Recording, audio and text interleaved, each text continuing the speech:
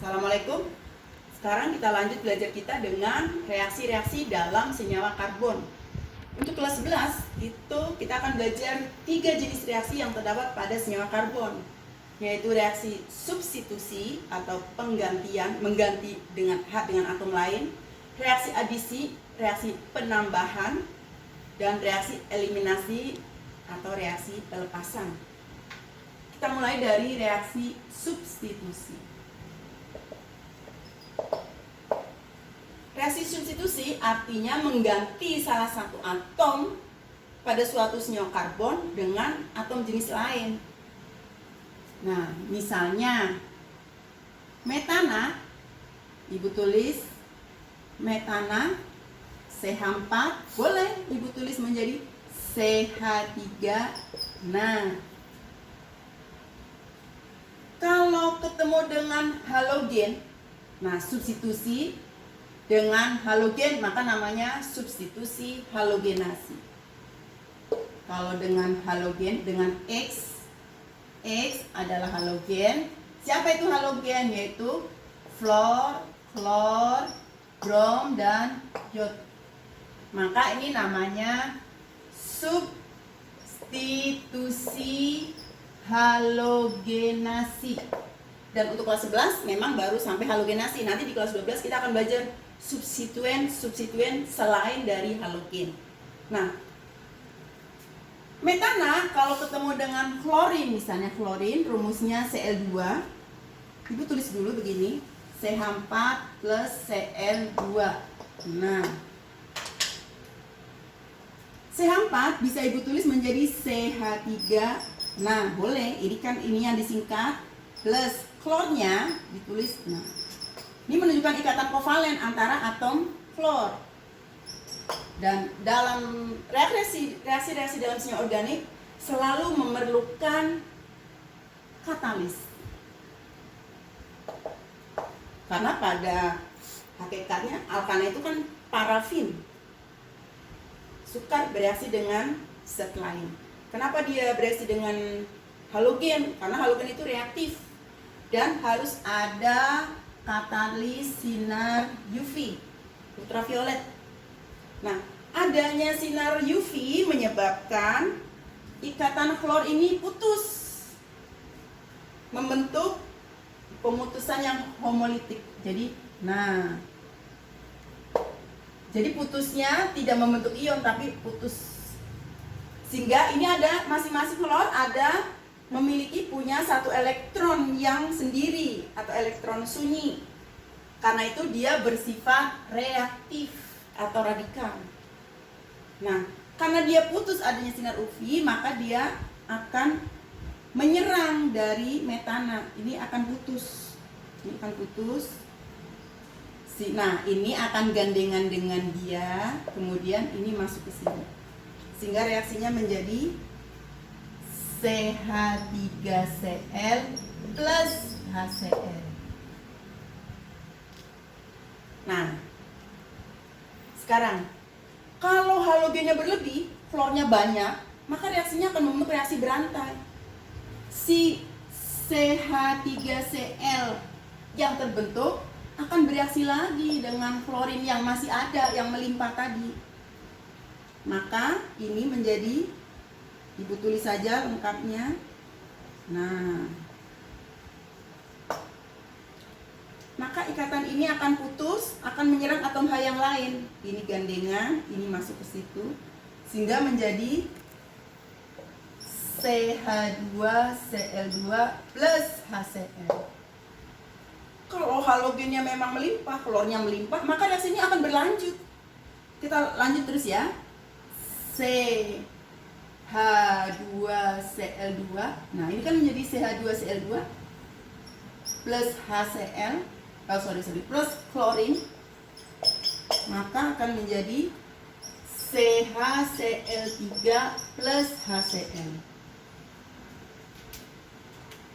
Kemudian CHCl3, kalau misalnya klorinnya masih ada, maka dia akan membentuk reaksi berantai lagi menjadi ikatan ini juga. Ini putus ya tadi ya. Ini putus menjadi salah satunya. Nah, ini putus, ini masuk ke sini, ini akan bergandengan dengan itu. Ini juga sama. Sorry, ini CHCl3.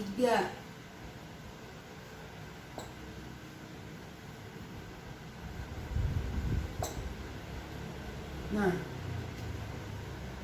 ini putus, maka ikatan dengan H-nya juga putus.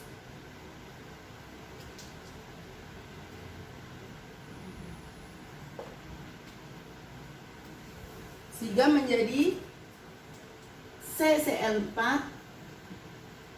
misalnya besar, plus HCl. Namanya reaksi substitusi. Nah, sekarang bagaimana tata nama haloalkana? Nah, senyawa-senyawa alkana yang salah satu atau lebih atau hanya diganti dengan halogen FCl-BrI, maka namanya senyawa haloalkana. Contohnya, maka ini namanya chlorometana. Chlorometana. Nah, kalau klornya cuma satu, ini kan gugus alkil ya. Maka kamu boleh memberi nama dengan metil alkil halida, metil klorida. Kalau halogennya dua, maka namanya dihaloalkana. Jadi namanya menjadi dichlorometana. Dengan cara yang sama, maka ini namanya trichlorometana. Itu tata nama IUPAC-nya. Tapi si trichlorometana lebih dikenal dengan nama trivialnya, yaitu kloroform. Untuk apa kloroform? Nah, kloroform itu bersifat membius. Dulu dipakai untuk obat bius. Tapi sekarang nggak dipakai lagi karena ternyata kloroform bisa merusak hati, ya. Jadi sekarang obat bius tidak lagi memakai kloroform. Sekarang bagaimana cara memberi nama senyawa haloalkana? Nah, maka perhatikan rantai pokoknya sama rantai terpanjang, tapi yang mengandung halogen. Yang itulah halogennya sebagai gugus fungsi. Kemudian penomoran bukan dimulai dari yang terdekat dengan cabang, dengan alkil, tapi yang terdekat dengan halogen. Contohnya ini kan, nah brominnya pada C nomor 1, ya kan, dekat kanan, maka diberi nomor dari kanan 1, 2, 3. Maka namanya haloalkana, berarti 1 bromo propana. Sekarang brominnya di tengah, kamu boleh memberi nomor dari kiri atau dari kanan sama aja, 1, 2, 3. Maka senyawa ini namanya 2 bromo propana. Lanjut. Bagaimana dengan ini? Ini kebetulan rantai pokoknya lurus ya. Nah, rantai pokoknya adalah rantai terpanjang yang mengandung halogen, bukan yang mengandung alkil. Sekarang, lihat, kalau dari sini halogennya pada C nomor 2, di sini metilnya pada C nomor 2. Maka kamu beri nomor yang terdekat dengan halogen, yang terdekat dengan gugus fungsi, bukan yang terdekat dengan alkil. Maka kamu beri nomor dari kiri, 1, 2, 3, 4, 5, 6. Nah, pemberian namanya kloro dengan metil, 2 kloro berarti 2 kloro 5 metil heksana.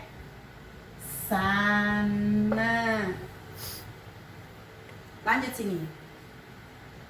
Nah, yang terdekat ini C nomor 1, ini C nomor 2, maka beri nomor dari yang terdekat dengan C ujung. Nah, ini iodo, ini fluoro. Duluan mana? Duluan F kan? Maka F yang disebut dulu. 3 fluoro, 1 iodo, 4 butana. Begitu cara memberi namanya ya. Sekarang reaksi organik yang kedua yaitu reaksi adisi. Adisi artinya penambahan. Reaksi adisi hanya terjadi pada senyawa yang tidak jenuh.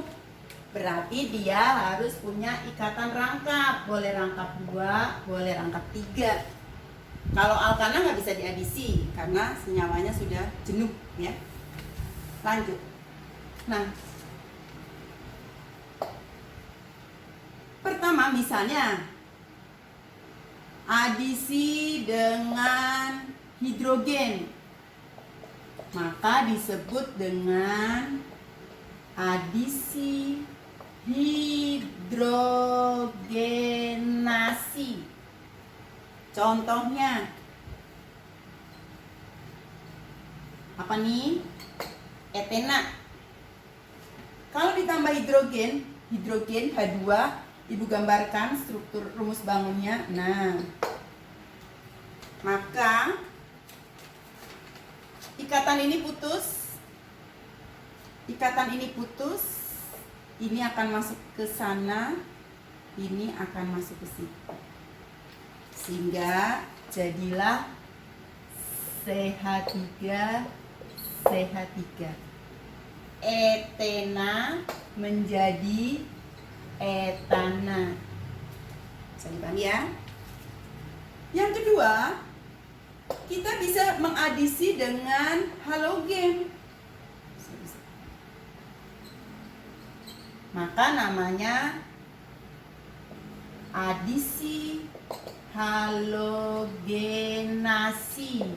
Siapa tuh halogen tadi? Yaitu fluorin, klorin, bromin, dan yodin.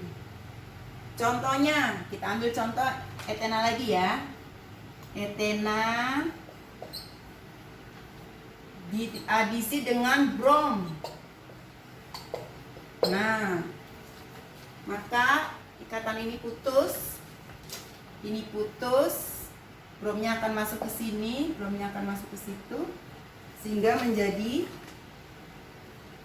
CH2Br, CH2Br. Jadi tangan C tetap 4. Tapi tadi yang tadinya ikatan rangkap menjadi ikatan tunggal karena sudah putus 1. Maka etena diadisi dengan bromin menjadi, perhatikan, namanya menjadi 1,2 karena brominnya pada C nomor 1 dan C nomor 2. 1,2 dibromo etana. Bisa dipahami ya? Lanjut. Adisi yang ketiga bisa dilakukan dengan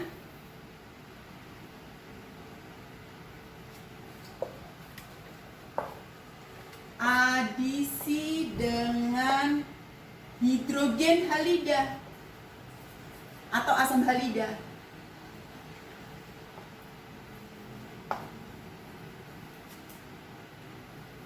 Contohnya tadi ya, CH etena plus HCl misalnya. Maka ini ikatan ini akan putus, ikatan ini putus, yang diputus boleh di tengah, boleh di bawah, boleh di atas. Ini akan masuk kemana aja, boleh di sini atau sebaliknya, H-nya di sini, Cl-nya di sini, nggak masalah. Menjadi CH3 CH2Cl menjadi kloroetana. Kenapa nggak perlu ditambah 1? Karena cuma 2, pasti pada C nomor 1. Di sini pun dia namanya tetap nomor 1 kan? Maka kamu nggak perlu menyebut 1, cukup dengan kloroetana. Sekarang, bagaimana kalau yang diadisi bukan etena, tapi misalnya propena?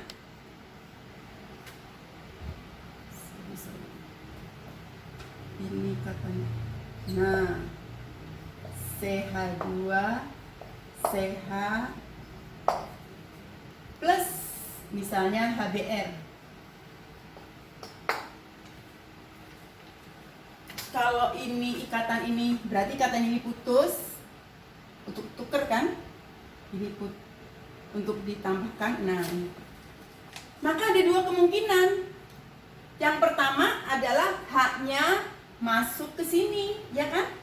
Yang kedua BR-nya masuk ke situ, sehingga kemungkinan yang pertama adalah produknya CH3, CH2, CH2, BR. Yang pertama. Kemungkinan yang kedua, H-nya masuk ke sini. Nah, BR-nya masuk ke situ. Sehingga yang terjadi adalah BR-nya masuk ke yang kedua ya. Menjadi CH3, CHBR, CH3. Nah, sekarang mana produk yang terbentuk? Yang di atas atau yang di bawah? BR-nya masuk ke C yang di tengah atau yang di pinggir? Nah, untuk reaksi adisi asam halida itu berlaku aturan Markov-Nikov.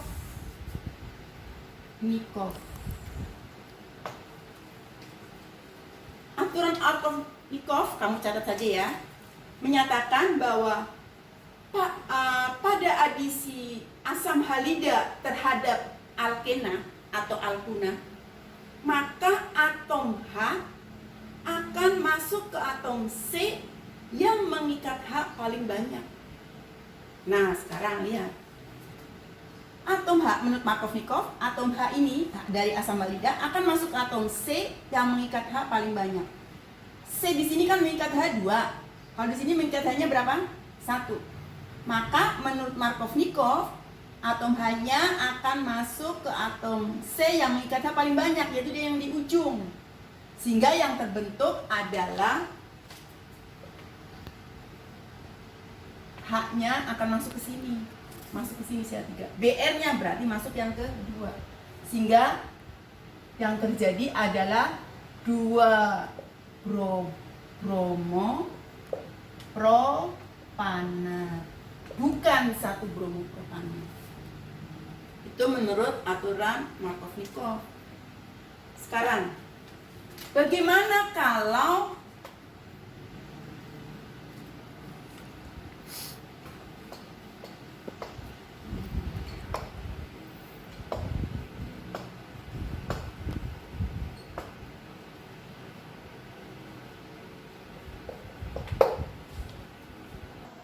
jadi untuk adisi 2 pentena oleh asam halida ada 2 kemungkinan.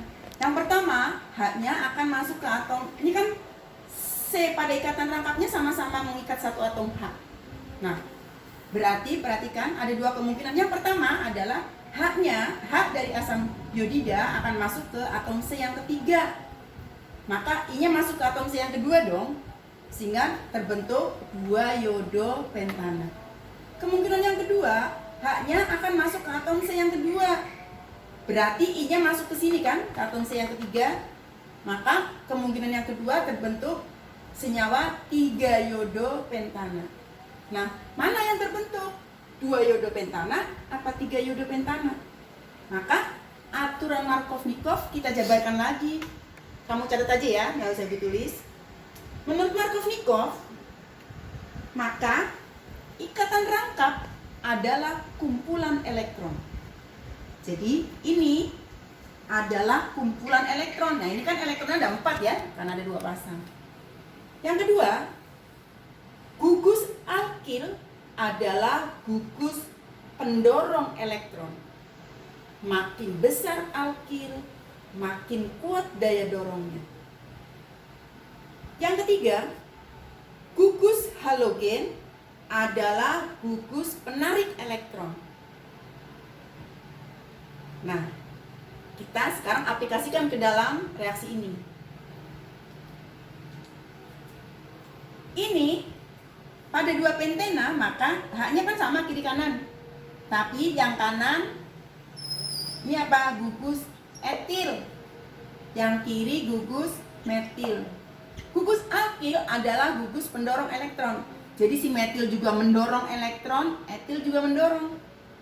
Makin besar alkil, makin kuat daya dorongnya. Jadi daya dorong etil itu lebih kuat daripada metil. Sehingga elektron ini, kan ini lebih kuat, akan cenderung lebih ke se yang kiri. Dikatakan se yang kiri ini menjadi sedikit negatif, delta min. Tidak benar-benar negatif, tapi hanya sedikit. Karena elektronnya cenderung ke sini. Berarti di sini menjadi sedikit positif. Kemudian ini kan senyawa kovalen polar waktu kelas 10. Maka ini adalah ini sedikit negatif, ini sedikit positif. Tentu saja secara kimia yang positif akan menuju ke yang negatif. Jadi H-nya akan masuk ke, nah, I-nya akan masuk ke sini. Sehingga yang terbentuk adalah 3 iodo-pentana, bukan 2 iodo-pentana. Sekarang contoh berikutnya. 1 kloro 2 butena diadisi dengan asam iodida. Apa yang terjadi? Nah, perhatikan. Ini yang kanan punya klor. Halogen itu adalah penarik elektron. Maka elektron ini akan ditarik lebih ke kanan. Sehingga ini menjadi sedikit negatif. Karena ini sedikit negatif, maka elektronnya kan cenderung ke sana. Berarti ini kekurangan elektron dong. Maka ini sedikit positif. Sementara Hi kan D plus, D min, kovalen polar. Sehingga ikatan ini putus, maka H-nya akan masuk ke sini, ke yang negatif. Sesuai dengan asas fisika, muatan yang berlawanan tarik-menarik. I-nya akan masuk ke sini, sehingga yang terbentuk adalah CH3, CHI, CH2, CH2Cl. Sehingga namanya menjadi, nah, dekat sini kan, ini C nomor 1, ini C nomor 2. Maka beri nomor dari kanan, 1, 2, 3, 4. Ini kloro C, ini iodo, duluan C kan, maka namanya 1 kloro, 3 iodo, butana. Begitu ya. Sekarang kita lanjut dengan reaksi yang ketiga, yaitu reaksi eliminasi. Sekarang kita lanjut dengan reaksi organik yang ketiga, yaitu reaksi eliminasi. Nah, reaksi eliminasi disebut juga dengan reaksi pembentukan ikatan rangkap. Bisa aja dari alkana jadi alkena, atau dari alkena jadi alkina. Ikatan rangkapnya bertambah. Nah, contohnya untuk reaksi eliminasi dari haloalkana itu biasanya kita tambahkan reaksinya dengan NaOH dalam alkohol. Jadi sebagai penarik molekul sederhananya. Maka dia akan melepaskan HCl. Nah, kalau klornya ini yang dilepas, maka H-nya pasti ngambil dari sini dong, ya kan? Bisa dari sini, bisa nggak ngaruh. Atau kita gambarkan di sini ya. Kalau klor pasti hanya ngambil dari sini, sehingga menjadi CH2 plus HCl. Jadi melepaskan molekul sederhana. Jadi dari tadi kloroetana menjadi etena plus HCl. Jadi HCl-nya, nah ini keluar, sehingga dia membentuk ikatan rangkap. Sekarang, bagaimana kalau 2 bromo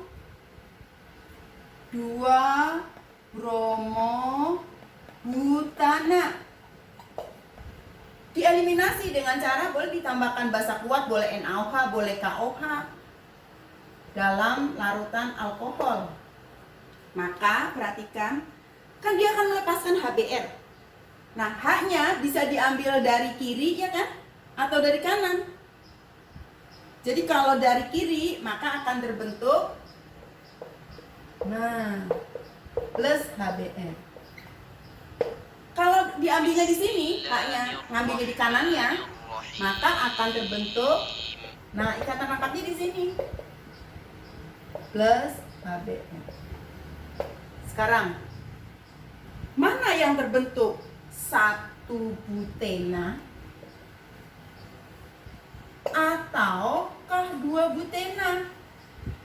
Nah, dalam reaksi eliminasi itu berlaku aturan Zaitsev. Zaitsev menyatakan, kamu catat, bahwa pada eliminasi asam halida dari suatu senyawa organik, maka atom H akan diambil dari atom C yang mengikat H paling sedikit.